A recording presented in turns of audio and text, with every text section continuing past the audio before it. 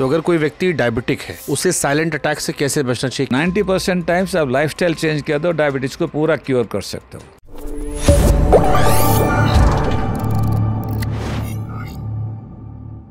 आपने diabetic patients के लिए साइलेंट हार्ट अटैक का जिक्र किया और बहुत सुनाई पड़ता है हमें साइलेंट हार्ट अटैक की खबरें बहुत सारी आती हैं। अगर कोई व्यक्ति डायबिटिक है उसे साइलेंट अटैक से कैसे बचना चाहिए, क्या प्रिकॉशंस लेने चाहिए? पहले तो बताऊंगा कि डायबिटीज का अच्छी तरह केयर रखो, और दूसरा ये दिखा गया कि लास्ट 10-20 साल से, स्पेशली 20 साल पहले तो हम बोलते कि डायबिटीज़ हो गया तो जिंदगी भर डायबिटीज़ रहता है। अभी दिखाया गया कि मेजॉरिटी पेशेंट 90% ज़्यादा लोग लाइफस्टाइल चेंज किया तो जो एडल्ट ऑनसेट डायबिटीज़ बोलते हैं, एक बच्चे का होता है जो पैदाइश से वो अलग बीमारी डायबिटीज़ है, जो उम्र भर जो एडल्ट ऑनसेट बोलते हैं। 90% टाइम्स आप लाइफस्टाइल चेंज किया तो डायबिटीज़ को पूरा क्योर कर सकते हो। तो मेरा पहला होगा कि बाबा अपना डायबिटीज़ का अच्छा देखभाल करो, अपना शरीर का देखभाल करके, ओवरवेट है तो वज़न कम करो, आपका एक्सरसाइज रेगुलर करो, खाने पीने का सही रखो, मिठाई पूरा बंद करो, सोने का ठीक टाइम रखो, स्ट्रेस करो। ये चीज़ किया तो डायबिटीज़ पूरा चला जाएगा। हमारा डे इन डे आउट मेरा पेशेंट है जो लोग अपना देखभाल करते हैं, जो 80-90 किलो आते हैं, उनका हाइट 5 फीट 7 इंच है, उनको 65 किलो होना चाहिए। जैसे 10-15 किलो वजन कम किया 100% डायबिटीज चला जाता है। Coming back to the question number 1, lifestyle change करो, डायबिटीज़ का अच्छी तरह कंट्रोल करो, वजन कम करो, जितना रिस्क फैक्टर सब कम करो, एक्सरसाइज, योगा, डाइट, 8 घंटा सो, वजन कम करो, डायबिटीज़ चला जाएगा, देन डायबिटीज़ कंट्रोल हो जाएगा। थकान जो है, कई लोग बार बार थक जाते हैं, ये भी हृदय रोग का लक्षण है? है। कुछ भी कर रहे हैं, थक गए, सीढ़ी चढ़े थापने लगे, 4 कदम चले सांस फूलने लगी। हाँ जी, जिसका बाकी भी कारण है, आप पिपड़ी के वजह से भी हो सकता है, लेकिन ज़्यादातर जैसे बताया जिसका ये सब रिस्क फैक्टर है, नहीं भी है भी, ये सांस फूलता है थोड़ा भी का एक्सरसाइज काम करने से, तो मैं उनको सलाह दूंगा कि आप जल्दी कोई अच्छे डॉक्टर को दिखा के दिल का चेकअप करा लीजिए। ये बहुत लोग खर्राटे बहुत लेते हैं, हाँ जी, इसका भी कुछ हार्ट से लेना देना है? ज़्यादातर तो ये ओवरवेट लोगों का होता है, और नहीं, आजकल तो पतले पतले का भी। हाँ। बिग बॉस में एक लड़का गया, अमाल मलिक, बड़ा अच्छा कंपोजर है, तो उसने जाते ही कहा कि मुझे खर्राटों की बड़ी समस्या है, जबकि वो फिट है। वो एक तो है उनका जो स्लीप एपनिया बोलते हैं, उनको एक स्लीप स्टडी करके चेक कर लेना चाहिए, उसमें कोई प्रॉब्लम है तो उसके लिए इलाज है। जैसे जो ये आपका सीपैप मास्क होता है, वो लगाने से तो ऑक्सीजन शरीर के अंदर जाकर ठीक हो जाएगी। उसका क्या होता है ना, जिसका स्लीप एपनिया बोलते हैं, रात में सोते वक्त ये नींद उनका जो बीच में सांस बंद हो जाता है, तो शरीर का अपना तो सांस बंद हो गया तो आदमी जो चला जाएगा। इसीलिए तो भगवान ने रिफ्लेक्स दिया है, तो नींद टूट जाता है, लेकिन नींद पूरा टूटता नहीं, तो आदमी को पता नहीं चलता कि मेरा नींद टूट गया। थोड़ा सा कम नींद हो टूट जाता है, फिर अपना सांस लेना शुरू करता है। उसमें अगेन एक बड़ा कारण है आपका डायबिटीज़, जिसका डायबिटीज़ है कंट्रोल नहीं होता है। डायबिटीज़ नहीं है तो डायबिटीज़ हो सकता है, ब्लड प्रेशर हो सकता है। उसका सिंपल इलाज है, नंबर 1 वजन वगैरह है तो उसको कम करो, वजन नहीं है तो जो मास्क लगाने से आपका ऑक्सीजन लेवल ठीक हो जाएगा, आपका रात को जो ये जो स्लीप एपनिया होता है वो चला जाएगा ऑटोमेटिकली। जिसका डायबिटीज़ ब्लड प्रेशर अच्छा कंट्रोल नहीं होता है, ये बहुत जल्दी कंट्रोल हो जाएगा, और जिसका नहीं है तो ठीक है। तो ये तो मैं एडवाइस करूँगा, डॉक्टर को दिखा के उसका ट्रीटमेंट इलाज कराओ। खराटे का भी? खराटे का कौन सा डॉक्टर होता है? पहले होता है आप एक स्लीप स्टडी करके देखो। हाँ। करने के बाद लंग्स का स्लीप स्टडी मतलब आप समय से सोकर देखिए। हाँ, रात को सोते वक्त चेकआउट की अपना कितना क्या प्रॉब्लम है, ठीक है। एंड समटाइम्स क्या होता है ना, आपका पीछे वाला जो है जो गला, वो ENT डॉक्टर दिखाए, इनके से बड़ा है तो उसको आप सर्जरी करके ठीक कर सकते हैं। ये कौन से डॉक्टर देखते हैं? ENT doctor. ओके, ठीक है। हार्ट अटैक की जो सर केसेस होते हैं, उसके लक्षण महिलाओं में और पुरुषों में अलग अलग कैसे आते हैं, या सेम होते हैं? वही तो होता है, महिलाओं में थोड़ा कम रहता है सिम्टम्स सिमिलर है, लेकिन जो इंसिडेंस थोड़ा कम रहता है। आप कह रहे हैं कि महिलाओं को हार्ट अटैक कम आता है सारी जल्दी पोस्ट में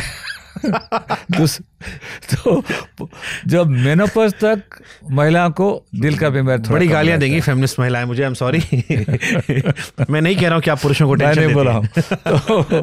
तो मेनोपॉज मोदी जी इसलिए स्वस्थ हैं। मेनोपॉज से पहले हार्मोन के वजह से उनका थोड़ा प्रोटेक्शन मिलता है, तो दिल का बीमारी थोड़ा कम है। लेकिन जैसे मेनोपॉज हो गया उसके बाद 3-4 साल के बाद महिला और ये आदमी से कुछ फर्क नहीं है, और 4-5 साल के अंदर महिलाओं का जो हार्ट का बीमारी पुरुषों की तरफ उतना ही रहता है। और महिला का हार्ट बीमारी और ज़्यादा डेंजरस इसलिए है, नंबर 1 तो केयर नहीं लेते हैं कि घर के अंदर तो सब लोग पुरुष के ऊपर ज़्यादा, तो मेन के ऊपर ज़्यादा फोकस रहता है, सब लोग अपना घर में माँ बहन का थोड़ा ज़्यादा ख्याल नहीं रखता, उनका बीमारी ज़्यादातर लोग उनका केयर नहीं लेते हैं। दूसरा क्या होता है ना, ये जो महिलाओं का जो बीमारी होता है, ये जो उनका आर्टरी साइज थोड़ा कम रहता है, क्योंकि साइज कम रहता है उसके वजह से रहता है, प्लस एक्सरसाइज ज़्यादा नहीं करते हैं, तो शरीर के अंदर जो अल्टरनेट सर्कुलेशन हम बोलते हैं वो डेवलप नहीं होता है। तो महिलाओं का हार्ट बीमारी हुआ, हार्ट अटैक हुआ, तो उनका कॉम्प्लिकेशन रेट ज़्यादा होता है और उनका जो डेथ रेट भी ज़्यादा है। और ये भी दिखा गया स्टडियों में, ये जो बायस है, खाली डॉक्टर लोग भी महिला का हार्ट बीमारी को सही तरह से इलाज नहीं करते हैं, क्योंकि सोचते हैं उनका बीमारी नहीं है, दूसरा कुछ बीमारी है। इनका ये दुनिया भर स्टडी करके दिखाया है कि डॉक्टर लोग भी जो महिला का हार्ट बीमारी होता है तो उनको जब पुरुषों की तरह जितना ज़्यादा केयर लेते हैं कम केयर लेते हैं, बिकॉज वो सोचते हैं कि उनका हार्ट का बीमारी नहीं है। ये सब कारण के लिए महिलाओं का हार्ट बीमारी हुआ, हार्ट अटैक हुआ, तो उनका कॉम्प्लिकेशन रेट और डेथ रेट ज़्यादा है। ओके, उनमें मौतें ज़्यादा होती हैं। यस, हाँ जी। Okay. और उसके साथ ये भी दिखा गया अभी स्पेशल लास्ट जैसे पता 30 साल 40 साल से जो महिलाओं का भी मेनोपॉज से पहले भी हार्ट बीमारी बढ़ गया, जिसका स्पेशली स्मोकिंग, एक तो स्ट्रांगली मैं सजेस्ट करूँगा स्मोकिंग, वेपिंग ये सब पूरा बंद करने के लिए। दूसरा खाने पीने का, ये डायबिटीज़, ये सब चीज़ जिसका ज़्यादा है, ये आपका जो मेनोपॉज से पहले भी हार्ट बीमारी बहुत होता है। मेरे पास बहुत सारे पेशेंट हैं जो 30-32 साल, एक तो मेरे को 16 साल लड़की को मैं ऑपरेशन किया था, उनका जो फैमिलियर हिस्ट्री था, कोलेस्ट्रॉल उनका बहुत ज़्यादा था। तो ये नहीं कि महिलाओं की मेनोपॉज तक प्रोटेक्शन 100% प्रोटेक्शन, थोड़ा प्रोटेक्शन है, लेकिन उसने केयरलेस नहीं। मेरा एडवाइस रहेगा केयरलेस मत बनो। सर्दियों में ज़्यादा हार्ट अटैक आते हैं सर? सर्दियों आने के ज़्यादा है because of the arteries you can get into spasm because of the cold, special cold में एक्सपोज है। Otherwise properly you are cover up, the chances are less, but if you are expose to cold then because of the cold you can get a spasm, heart attack. अगर हिंदी में कहें, सर्दियों में अगर आप कपड़ा कम पहन रहे हैं, हाँ जी, और ठंड आपको लग रही है, तो हार्ट अटैक बढ़ने के चांसेस ज़्यादा। जिसका बीमारी है, जिनमें सिम्टम्स है, ऑब्वियसली बात, जिसकी बीमारी है, नहीं है तो उनको तो केवल ठंड लगेगी, तबीयत खराब होगी। जो डायबिटिक हैं, या जो हेल्दी मोटे लोग हैं, हाँ, या जिनमें लक्षण आ रहे हैं, उनको सर्दियों में ज्यादा प्रिकॉशन लेनी चाहिए। एकदम पूरा प्रिकॉशन लेना चाहिए, प्रॉपरली अच्छी तरह गर्मी कपड़ा वगैरह पहनना चाहिए, क्योंकि सर्दी जब एक्सपोज होता है तो शरीर के अंदर जो आर्टरी में स्पाज्म बनने का चांस है, दिल का आर्टरी का स्पाज्म। एक कॉमन क्वेश्चन बहुत लोगों ने दिया सर कि जो दिल के मरीज होते हैं उन्हें नियमित रूप से खून पतला करने की दवाई दी जाती है। हाँ जी, इसके साइड इफेक्ट क्या होते हैं? ये दिखाया गया कि कैसे हार्ट अटैक होता है। जो आर्टरी, दिल का आर्टरी के अंदर जो खून जाता है उधर धीरे धीरे कोलेस्ट्रॉल डिपोजिट होकर वो रास्ता बंद हो जाता है। आइदर पूरा धीरे धीरे 90-100% का रास्ता बंद हो गया, नहीं तो कम रास्ता भी सडनली एक दिन फट जाता है, उसके अंदर खून क्लॉट जम जाता है।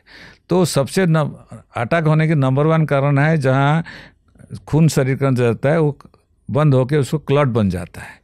तो खून पतले गोली देने का ये कारण है कि बाबा ये जो क्लॉट न बने तो हार्ट अटैक होने की चांस कम है। तो इसलिए दिखाया गया स्टडी करके लाखों करोड़ों लोगों का कि जो खून पतली गोली लेंगे तो आपका हार्ट अटैक आने की चांस बहुत कम है। इसलिए मैं नॉर्मल आदमी को एडवाइस नहीं करूंगा, क्योंकि खून पतले का गोली का अपना साइड इफेक्ट है, क्योंकि दूसरी जगह ब्लीडिंग हो सकता है। जिसका पेट में अल्सर है उसको ब्लीडिंग होने की चांस ज़्यादा है। जिसका बीमारी ब्लॉकेज नहीं है बिल्कुल एडवाइस नहीं करूंगा, लेकिन जिसका ब्लॉकेज है डेफिनेटली एडवाइस करूंगा कि खून पतले की गोली लो। ज़्यादातर सबसे इंपॉर्टेंट गोली जो एस्पिरिन, लेकिन जिसका एसिडिटी वगैरह है उसके लिए दूसरा टाइप का गोली है वो भी ले सकते हैं, लेकिन लेना तो बहुत ज़रूरी है। ओके, कई लोग कोलेस्ट्रॉल की बहुत बातें करते हैं हार्ट केसेस में, लेकिन शुगर, चीनी या ब्लड शुगर की उतनी बातें नहीं होती हैं। हाँ जी, यस, हाँ जी। क्या ये ज़्यादा होनी चाहिए, और कितनी शुगर कंज्यूम कर लें जिससे हम हार्ट को डैमेज ना करें? जैसे बताया 100 साल में हमारा दुनिया में हमारे बुजुर्ग लोग जो एक महीने में जितना शुगर खाते थे, अभी आजकल में एक दिन में उतना खाते हैं। तो शुगर शरीर के लिए सबसे डेंजरस है।